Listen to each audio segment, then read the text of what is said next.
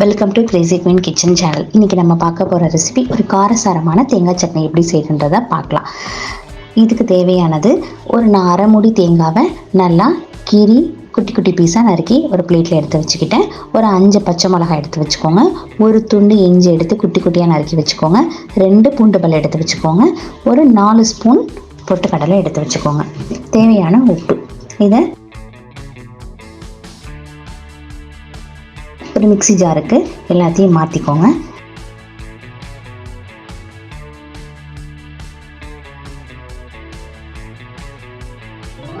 கொஞ்சம் தண்ணி ஆட் பண்ணி நல்லா நைஸாக அரைக்க வேணாம். தேங்காய் சட்னிக்கு கொரன்னு அரைச்சாதான் தேங்காய் சட்னி நல்லாயிருக்கும். இதை அரைச்சி ஒரு பவுலில் மாற்றி வச்சுக்கோங்க. இதுக்கு ஒரு தாளிப்பு போட்டுக்கலாம். நல்லா தாளிப்பு கரண்டி சூடான பிறகு ஒரு ஸ்பூன் எண்ணெய் ஆட் பண்ணி அரை ஸ்பூன் கடுகு ஆட் பண்ணி நல்லா புரிஞ்ச பிறகு இதில் கருவேப்பிலை போட்டு நீங்கள் நல்லா தாளித்து இந்த தேங்காய் சட்னி ஆட் பண்ணி மிக்ஸ் பண்ண பிறகு இது இட்லி, தோசை, உப்புமா, அப்புறம் பணியாரம், கார பணியாரம், இது எல்லாத்துக்குமே ரொம்ப சூப்பராக இருக்கும்.